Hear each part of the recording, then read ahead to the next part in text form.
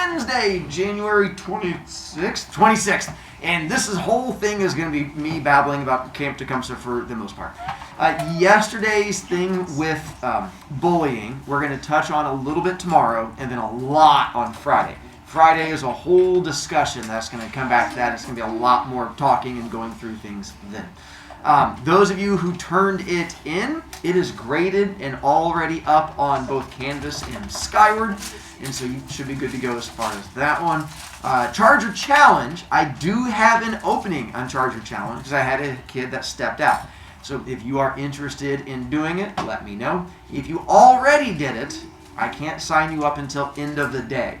If you've already done it and you want to, come see me at the end of the day. If the spot is still open, you are good to go. And again, as long as your grades were good the second 9 weeks and you are interested in doing it tomorrow after school, more power to you. Seth? If I do it, do I have to do the school part? The school part, like. The whole thing is a school part. Are you kidding me? It's no one even know how to answer that. I'm done. I'm not disagreeing with you. All right, Brett. I'll do it. Well, you can come see me at the end of class. Okay, I'm leaving though. That'll make it tougher then. Are you okay? So we will go through and talk about this tomorrow. So that was just my reminder to make sure I have kids finish that, so we're good to go. Charger Challenge, I do have the spot open and the 2 alternate spots. So again, come talk to me if that's a thing you're interested in doing. Do we have anyone on this list here? Isaac and Miles, you're on my list. And you guys are good to go tomorrow after school? Stay after school, you'll go to cafeteria and then put stuff in the locker, be right then, and then pick up about 5:45. Miles? Do I have to put stuff in my locker? No, but if you bring it down to the cafeteria, it's like not going to be at our table, and I don't want kids to mess with it. So that's why I have you put it in the locker to keep it safe. But that's up to you. All right. Now open up iPad. Here's the one thing we're going to be doing iPad-wise. You're still there to the end of class. I grab my stuff. That's fine. You guys can come back. On iPad, go to main Canvas page, and for me, and then there is a new button for you. Find the one that right below where it has the students of the months, and then right above where it has the week thing, and there's a one that says Camp Tecumseh information page. And it should have like several versions of my face. And you can go clicky there. Oh my. It is! Oh my goodness! That is also me, that handsome fellow there. Looks exactly like him. As you scroll up and down through thingy, mostly this is for your parents. I'm assuming unless you get really bored, it's in case your parents have questions about can we help you with dietary needs, if they want to watch the video. This video we're recording right now is going to be the one that I put on the top of that page because that's like the 2-year-old video. So we're going to update that video with this video. And then tomorrow night is when your parents get a chance to come in and talk, and I'll record that video also and put it on there. It also has the permission slip in case you need a new one. It has the permission slip in case parents want to join us. It has a packing list. It has tons of stuff on there that most of you are going to find really boring. But in case you ever want it, that's where you can find it, and you can go scrolly up and downy from there. And then, Isaac, can you shut my door? The ghost opened it again. Thank you. Miles? Am I allowed to bring some snacks? Right. So here's the part where now I no longer answer your questions because 95% of your questions are going to be answered as we go through this. If you have a question, this is why you have paper on desk. You're going to go ahead and write down questions so at the end I can answer it for you. If you have iPad, you can put iPad away. That was all we needed it for, is just so in case your parents ask later about Camp Tecumseh, you can go, stop talking to me, here's a button. And you can hit button and then you can just ignore your parents. That was my way to try and give you a gift. Camp-wise, I'm going to cover a whole bunch of stuff. It should answer every question you have. If I don't answer one, then that's where you get a chance to ask me at the end and we'll cover it from there. All right, so the stuff on the website, mostly for parents, I mean, you're welcome to look at it. I just imagine most of you will find it really boring. All of your questions, I should be able to answer them. There's probably going to be a handful of weird questions you'll get to, but most of your normal ones I will cover for you. When do we go to camp? It is going to be the 3rd week of April. So it's April 18th, 19th, and 20th, Monday, Tuesday, Wednesday. The way it's going to be is the 1st week of April, we are on spring break. Then we come back for the 2nd week of April, and we have school as normal. 3rd week of April, we leave for camp. and we're there at the beginning of the week, Monday, Tuesday, Wednesday. Globetrotters are there the second half of the week, Wednesday, Thursday, Friday. Stars are split. Half of them go with us, half of them go with the Globetrotters. If a star's last name is A through L, they go with us. If their last name is M through Z, they go with the Globetrotters. You will not see your Globetrotter friends that week at all until Friday night, because the whole week we're there, you won't see them. Wednesday, you're going to possibly see them for 5 minutes when you guys are switching buses. As they get off a bus and you get onto a bus, like, hi, how are you? Okay, bye. And then you take off again. But beyond that, you won't see them the whole rest of the time that we're there.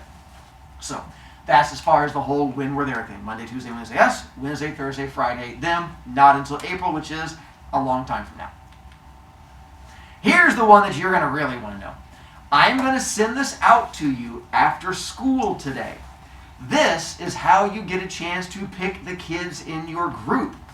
You don't get to pick everyone in your group, but you will get to have some influence on who is going to be in your group. So what I'm going to do is send out information about going to Socrative, and there is a 4-question Socrative on there, where you are going to list the 4 friends that you want me to choose from to make your groups. I make all the groups for the heroes going to camp. My goal is to give you a friend in your group, because I know you'll have more fun if you have a friend in your group. So I'm going to try and give you a friend in your group. Here's where the drama comes in, though. Those 4 people you are turning in, you are ranking them from first best friend to 4th best friend. First best friend is better than second, second's better than third, third is better than 4th. Now, before you freak out too much, only 2 people are going to see this. You and me. No one else sees who's on your list. The idea being, if I want to be in the same group as Kayla, we both have to put each other as the number 1 slot. So Kayla puts me as number 1, I put Kayla as number 1, and as long as you're not a turd child, you have a 95% chance of me putting you in the same group with each other, unless something weird happens. And my goal is to put you guys together so that you get to hang out while you're there. But if I put Kayla as number 1, and Kayla puts me as number 4, then that messes things up. So basically, I match up those of you who have number 1 friends first. Then I start going through and seeing who I can match up number 1s to number 2s, number 1s to number 3s, and so on from there. If none of your friends put you on the list, then I just randomly put you into a group. And I have to do that because I have kids who will just list popular kids. And they're going to put, number 1 is Bobby, number 2 is Susie, number 3 is Jonathan. Like, I just want to creepily stand next to them. And so if they don't list you back, then you're just wasting your guesses, or wasting your friends' list from there. Not to the very end, it'll be a while from. And so on that one, you have to rank them so I know who you want to be with. On top of that, if you're a good kid and I really like you, you're going to get 2 friends in your group. Because in that case, it makes it a little bit easier for me. So instead of just 1, I'm going to give you 1 and 2. If you are a great kid, I'm going to give you 3 friends in your group. And you're going to get to have you and then like 3 other people into that group. And that's fine with me. But if you're a turd child, we are limited to 1 turd per group. So if you are a turd kid, do not list another turd kid, because you're not going to get them. If you are a turd child and you list bad kid 1, bad kid 2, bad kid 3, and thug 4, you're not going to get anyone in your group. If you worry that you're a bad kid, it tells you right there. If you have to ask me, you're a bad kid. Because good kids know they're not bad kids, right? So here's what I recommend to you. If you're worried that you're a bad kid, if you have a good kid friend, list your good kid friend and have your good kid friend list you. I'll put you with a good kid friend. I have no problem with that. But I cannot put 2 turds in a group because you're not being there with teachers. You're being led by high school kids. The sophomores, juniors, and seniors. And these are my past students that I love because they went through my class and survived it and they went on to become great kids. I'm not making them deal with multiple turd children. I'm only going to make them deal with 1 turd child at the most. Now, here's the bad news for some of you. If you're a great kid and I give you 3 of your friends in your group, turd kid has to go somewhere. Turd kid is going to go with that group of 4 good friends. because then they're going to get surrounded in all kinds of happy kid love. And so because of that, I'm going to end up putting that kid into your group. So keep that in mind. If you don't know if you're a bad, you can take off now, Brett. If you need to take off, just watch the video later. If you don't know if you're a bad kid, it comes down to, do you get detentions? Do you get yelled at a lot? Can I trust you? That's what I'm looking for, because I cannot have two of those in a group. So hopefully that helps you out. After school today, I'm going to activate this, and I will send out a remind message to you saying, hey, it is activated. You have until Monday to figure out your friends. Oh, by the way, you also have to know how to spell your friend's name. If you don't know your friend's last name, they're not a friend. If you don't know how to spell their last name, how am I supposed to figure out who they are? If you just put down Bobby, I'm like, I don't know who Bobby is. So you're going to have to figure out their name and figure out how to spell it, which means you may have an awkward conversation. You're like, we've been best friends for 10 years. Who are you? And so then you're going to have to figure out how to write their name down. But that's okay. That's not a me issue. That's the awkward conversation you get to have. Have fun. All right. How much is it? $135, because it costs money to have people put up with you. What the heck? So with that one, if the $135 is something that your parents can't afford, that does not stop you from going. We have never not taken a kid because of money. We have scholarships and we have ways of taking care of it. So if your parents go, listen, honey bunny, we can't afford $135, have parent contact me and we'll find a way to take care of it. We are not leaving you behind because of a money issue. The money is due the Thursday before spring break. And so that's when we're aiming for. So they still have a long time. So they have a while to sort of get there on that one. If your parent volunteers to go, they don't have to pay money. They get to go for free. They're still going to pay, just not in money. They're going to pay in tears for dealing with 7th graders for 3 days. And that is worth way more than money. So they don't have to worry about as far as that goes. And for those of you who worry about your parents going and you having to hang out with them the whole time, you don't. If your parent goes, you see them at meals, they get to sit at your table because in theory they love you. If they are the same gender as you, they're in your cabin at night. If they're not the same gender as you, they're not in your cabin because that'd be weird and creepy. So the only time you're going to see them is at night if they're the same gender, or you're going to see them at mealtime. Throughout the day, you don't see them. You're out hiking in the woods with other kids running around playing games and having fun. We don't want your parents creeping over the top of you. If it bothers you to think about your parent being in the cabin, the reason your parent is there is because if there's no parent, you have a teacher in there.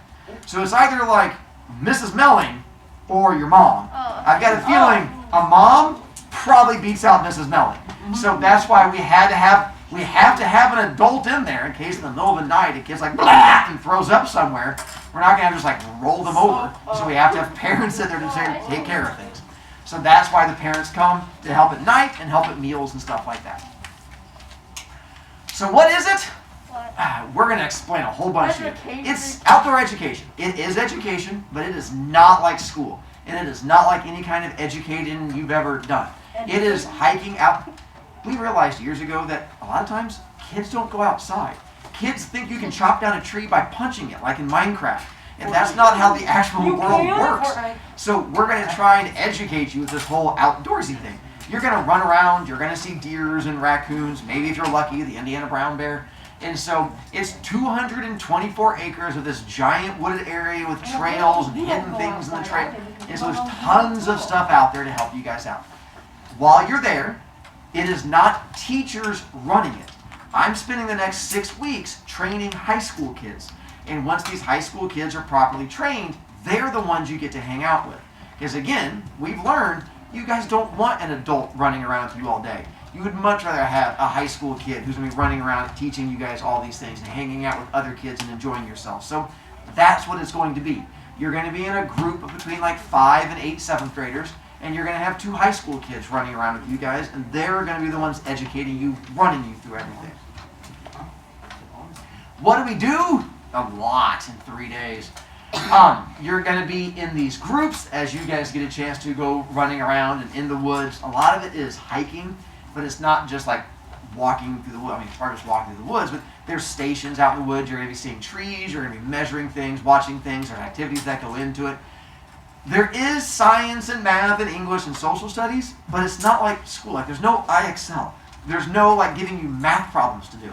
It's more, if you were being chased by the Indiana brown bear and you were trying to get away from it, which tree would be the best one to climb and what? And then you have to try and figure out from which one is going to go up. We have these things called the black hole, which are these underground slides you get to go down through, and you have 2 of them so you get to race other kids. So part of the math is, can you figure out which kid is going to go faster down the slide? Does it connect to their weight? Does it connect to their size? Does it connect to how little hair they have?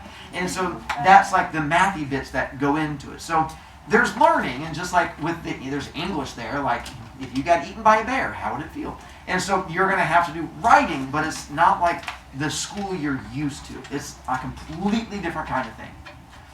We also do activities. There's going to be canoeing is one of the big ones we get a chance to do, where you get a chance to go out there canoeing. Yes, you get the fluffy little jacket in case you fall into the water. Have kids fallen into the water? Of course, kids are idiots. Does it happen every year? No, it happens randomly when you have that really special kid that goes through this. Not a very often kind of thing. With the little canoeing things, you're going to be out like 2 to 3 people in a canoe when you get a chance to go out there. You get to pick the person you go into the canoe with.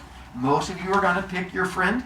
If you're a really great kid, one of you is going to be with that kid, because that kid gets to go into a canoe also, but you probably don't want to give that kid a paddle, because that's not going to turn out well. Regardless of weather, we go canoeing, whether it's like raining or whether it's snowing, or normally it's Indiana, so it's fairly sunny and nice out. Although, I'll be honest, one of my favorite times we went, it was like the little snowy things, but the wind was blowing sideways.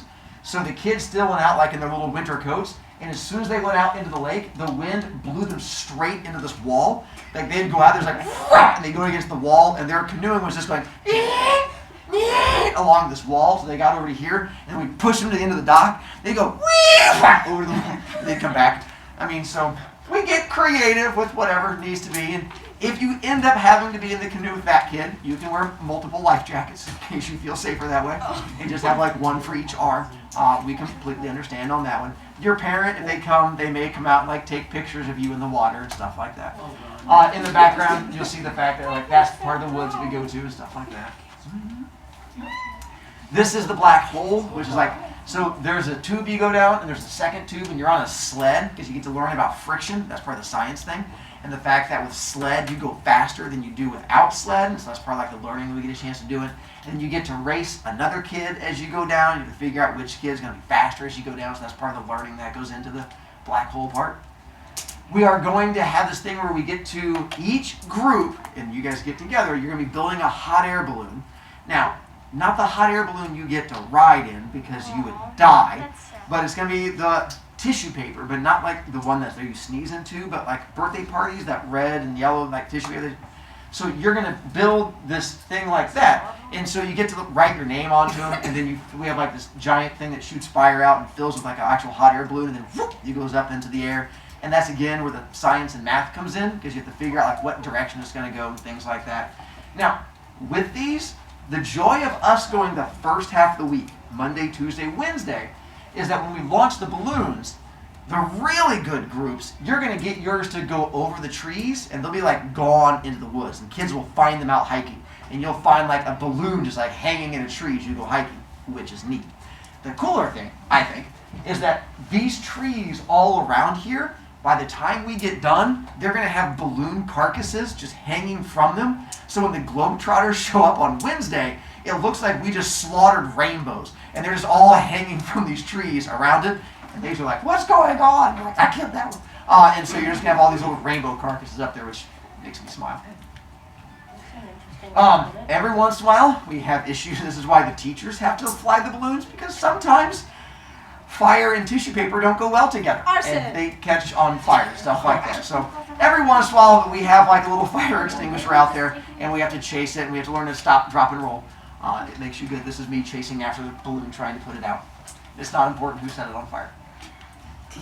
It was you? It's not important who set it on fire. What's important is who watched it burn. And so this is the rock climbing we're going to do. This is Mount Wood, and so you're going to get a chance to go out there. They have 3 levels, an easy, a medium, and a hard level. And so you get a chance to climb up a little outside of it from there.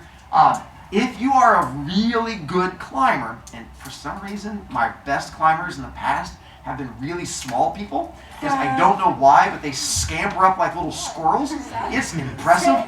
Like, we tie them up and they go to it, there's like, go! They just like run straight up the side of the wall. It's great.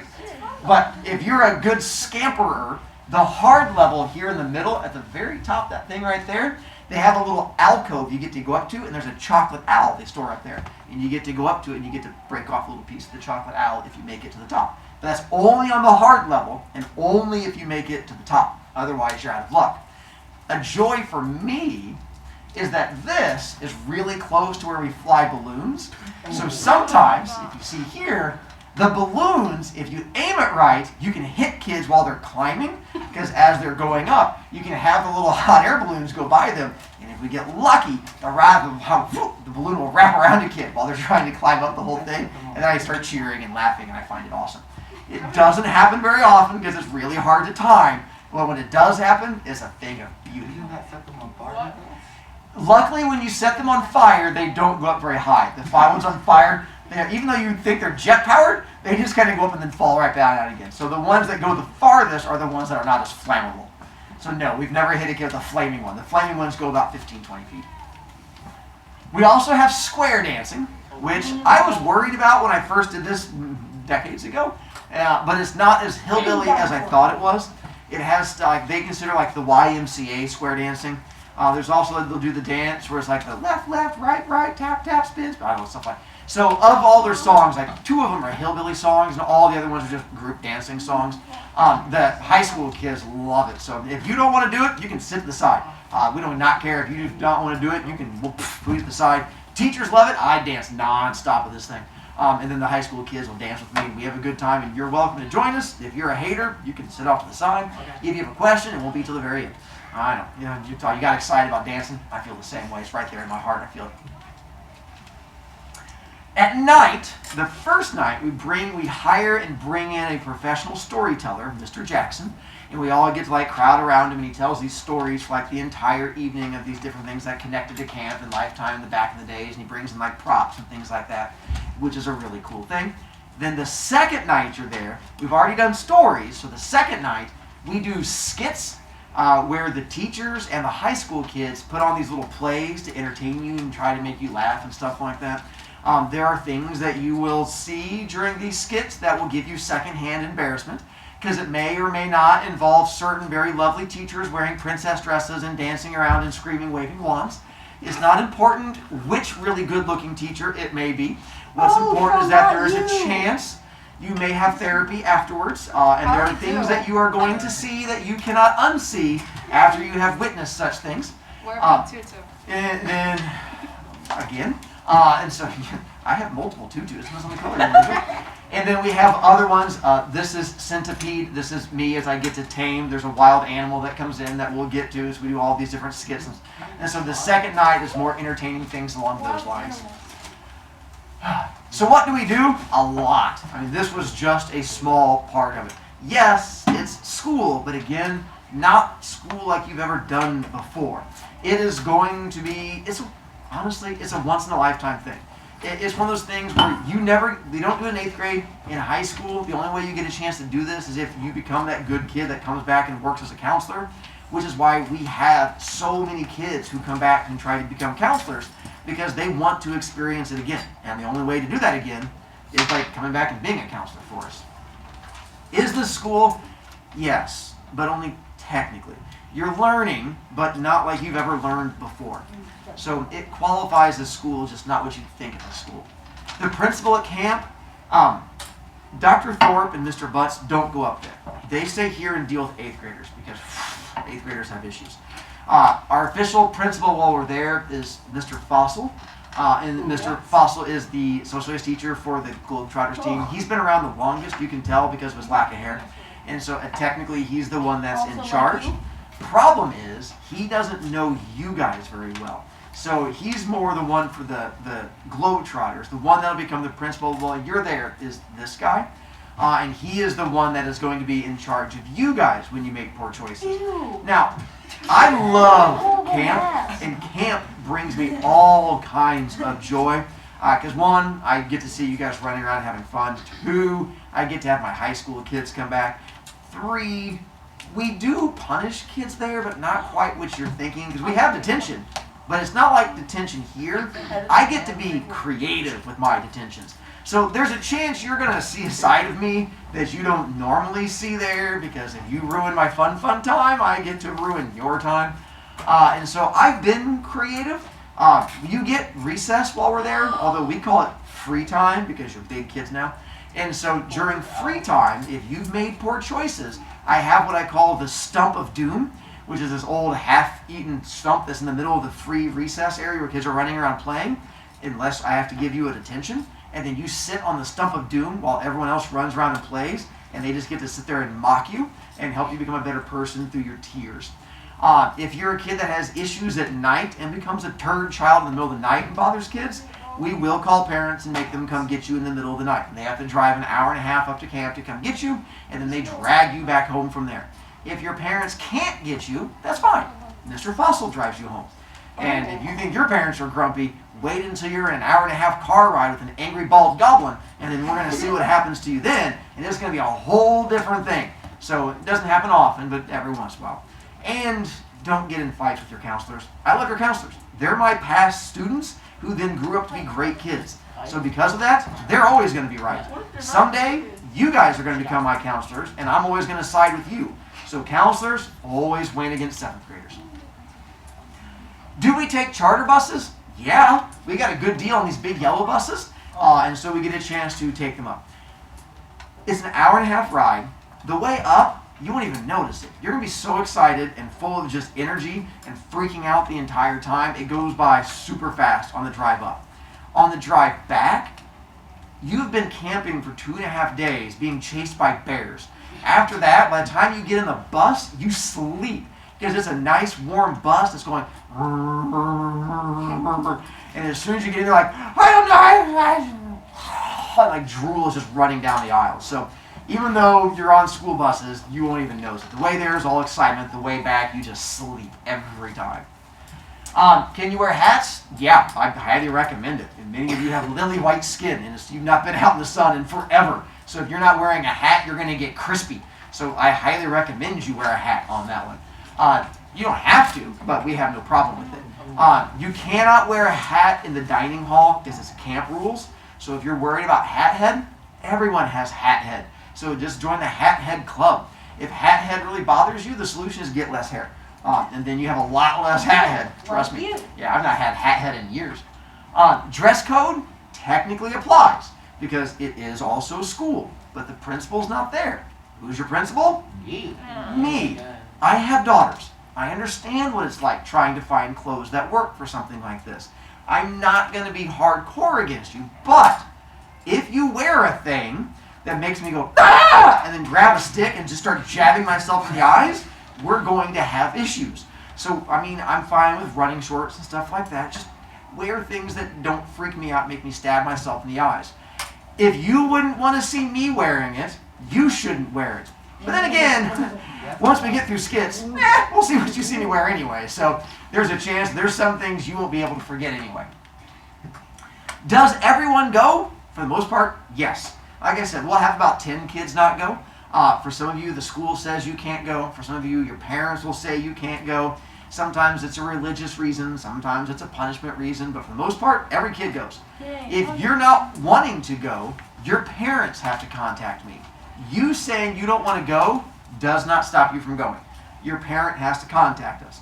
If you're worried that you have an issue that you're worried about, let us know, and we've probably dealt with it.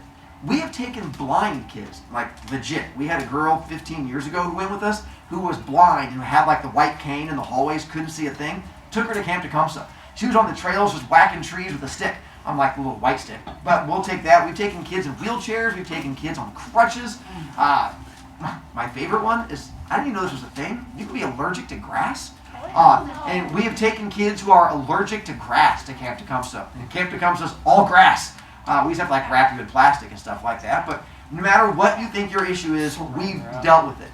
In all honesty, camp is enough fun. I don't want anyone to miss it if we can avoid it. It is probably like the #1 fun thing I can have you guys do here at school. So I push for every kid to go if I can. Do you have to go? No. If you absolutely throw a fit and you don't want to be there and you have parents contact me, I'm not going to make you go. It's just you don't ever get a second chance. If you miss this, there's no other time you get to do it. So that's why I push kids to go unless you have a good reason for it. You don't pick your groups, but you hopefully get to pick a friend. And again, if you're a turd child, just make sure that you have a non-turd friend, and I'll put you with non-turd friends. I want you to go. I want you to have fun. Give me a kid I can put you with that I can trust you to. When do you find out about your group and cabin and table and all that? Not until April, right before we leave. The reason being is this thing called junior high drama, and we've learned in the past that who you're friends with now, a month from now, you're going to hate that kid. And then a month after that, you're friends with them again. And so I don't tell you who's in your group until right before we go, because it prevents me having to keep shifting things. Is the food good? In the past, yeah, kids have really enjoyed it. The way it works is for each meal, we have a set thing. Like it'll be like chicken nugs and tater tots and applesauce or something like that. And then you get as much as you want. So if you're a growing boy and you're like, I eat piles of food, that's fine. We've never had a kid not be able to keep eating until your little belly button's full and sticking out. So if that's an issue you want to go for it, fine. We also have salad bars at every single meal except breakfast. And at breakfast, they have a yogurt and fruit bar you can do instead. Also for breakfast, they have cereal with sugar in it, like Frosty Crispy Sugar Spazios and stuff like that. They also have real food for breakfast, like pancakes and sausages and stuff like that. For those of you who want to eat like real things, they also have that. If you're a vegetarian, will you starve? Well, one, yes, you're a vegetarian, you starve anyway. But two, you're in the woods. Just grab a piece of tree and eat it. Three, no, we have vegetables at every meal. So if you're a vegetarian, that's fine. Now, if you're a picatarian, well, you're like, I only eat green foods that start with the letter L, then yeah, you're probably going to have issues because you just only eat like 4 things in the world, then you might have more of a problem. If you take, are the cabins nice? Yes. They're about, if you put like a wall in the middle of my room and took half of my room, that's about the size of the cabin. You're going to get about 10 to 15 kids in the cabin. And so with this one, it's all indoors. You get to sleep on a bed. It's a bunk bed. And you have mattresses on the bed, so it's all poofy. The restrooms are all inside, and so they're all like normal restrooms you'd get anywhere that you go. I would say it's similar to like if you have a semi-finished basement, it's similar to like that, where it's not super fancy, but there's not like bugs on the inside or anything along those lines. The water is filtered as far as drinking goes, but yes, the shower water is from a well, so it is well water. If you don't know what well water is, it usually has a slight stink to it that goes, but it's just the way it's going to be because it's well water. They filter all the drinking water because I drink a ton of water there, and then that part is good. The cabins are not air conditioned, but they are heated, but it's April in Indiana, so you don't need air conditioning at night. Heat is much more the bigger issue from that one. Bugs, you don't have to worry about anything like that. Cabins, wake up time, one day is 7 a.m., the next day is 6:30. There is a bedtime, I think one day it's 10:30 and the next day it's 11, as far as that goes. If you take medicine, we have a nurse there who does like the morning and night and like middle of the day medicine, so you're good to go for that. Free time, yes, we have the recess. You're going to have the free time like each day, and then if you're in a good group and you get your work done, your counselor can give you guys extra free time. Plus, there's hidden playthings in the woods. Do you guys know what an Adirondack chair is? It's like the fancy outdoor chair that has like the slanty back made of wood. Oh, yeah. They have one hidden in the woods that is bigger than my room. Like you can fit like 6 people sitting across it, and it's just hidden in the middle of the woods. You'll be walking down a trail, and it just opens up, and there's a giant chair, like for a giant to sit in. There's another area that has like a kid's playground, just hidden in the middle of the woods. Like, and you guys can run around and play on these things and stuff like that. At all. You're going to bring your sleeping bag, bring your sleeping stuff, because you get a mattress, but you're going to want things to sleep on top of mattress. Warm clothes, because when it gets closer to it, that weekend before, I will send out a list of what the weather is going to be like, so you know what to pack. Deodorant, bring deodorant. You're hiking for 2.5 days. Taking a rock and rubbing it in your armpit is not the same thing as deodorant. You need anti-stink stuff. Girls, perfume is not the same thing as deodorant. So same thing, make sure you're not stinky. I'll give you a packing list. Dress code applies, as long as I don't have to stab my eyes out. The top of your desk is the size of a suitcase you are taking because you're not bringing much. The idea is you're only there for 2.5 days. You need 2 outfits, one for Tuesday, one for Wednesday, a towel and then sleeping stuff, and that's it. So you don't need a bunch. Unless you're a guy, I'm going to tell guys, bring more. Because typically guys show up with like a Ziploc bag. They're like, I'm good for the week. And so I'm like, you need more than that. They're like, I've got 2 Ziploc bags. And I'm like, yeah, you need clothing. Like, clothing. So bring stuff. Exactly. Literally pack my bag. Things you cannot bring, you can bring food. You cannot bring soft drinks. They have a Coke machine there. So if you're worried about like caffeine withdrawal, you can get access to it, and that's fine. The reason we don't let you bring like soft drinks is because we had issues in the past with kids drinking Monsters at 11 o'clock at night, and then they would spend all night just sitting in bed vibrating back and forth, and that becomes a bit of an issue. So during the day, if you go out and buy like a soda at the machine, not a problem.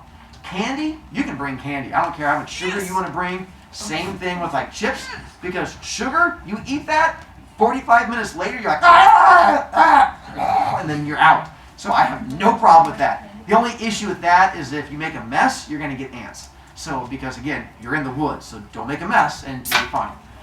You cannot bring a knife, even if you're a Boy Scout, because it's still school. If you're like, what if I'm going to get attacked by the brown bear? If you're going to get attacked by the brown bear, you don't need a knife. Be faster than the kid next to you. Or, if you have that kid in your group, just go, hey, that kid, pet the bear. He's like, what? And you take off running while he's trying to think about it, and you're good to go. So you're fine. If you're that kid, don't be that kid. Well, that's going to be tough for me. Then you can't, we're going to tell you not to bring your cell phone, and you're going to ignore us. The reason we tell you not to bring cell phone is that the cabins don't lock during the day, so you have to keep the cell phone with you. The problem is, if it's not waterproof, it's going to get wet. At some point, you're going to get rained on, or when you're crossing the creeks that are down there, if you have to walk across logs to cross creeks, there's a chance that your balance is not as good as you think it is. And as you go across the creek, and down the water. Or when you go canoeing, if you're with that kid, then there's every chance that you might get wet. So that's why we tell you not to bring it, and then you don't listen to us, which is your choice. It just means don't yell at us. That kid is Do I have to make up the work from when I'm gone? If you go to camp, you do not make of it any work back at school. We excuse you from anything from when you are gone. If you stay behind, you have to do school work plus camp work. If you go to camp, you don't worry about any of the school work. You're good to go. That is part of the deal that you get for going to camp. So staying behind, extra work. Going, no extra work. Beauty time in the morning. If you want to wake up earlier to make yourself look pretty, that's fine. Now realize you're camping, so there's no point in you curling your hair or putting on makeup, because as soon as you go out and hike for 5 hours, it's going to be running down your face. And if you're a guy, you're not pretty anyway, so just learn to accept it. Curfew, bedtime, I did that one. They do have tetherball and basketball, soccer, volleyball, like during their recessy time. Bring extra money, because they have a store where you can buy stuff. If you have questions, come see me. If you're day, I'll charge you points. I'm still in the middle of talking, having to torture a child. Why would you?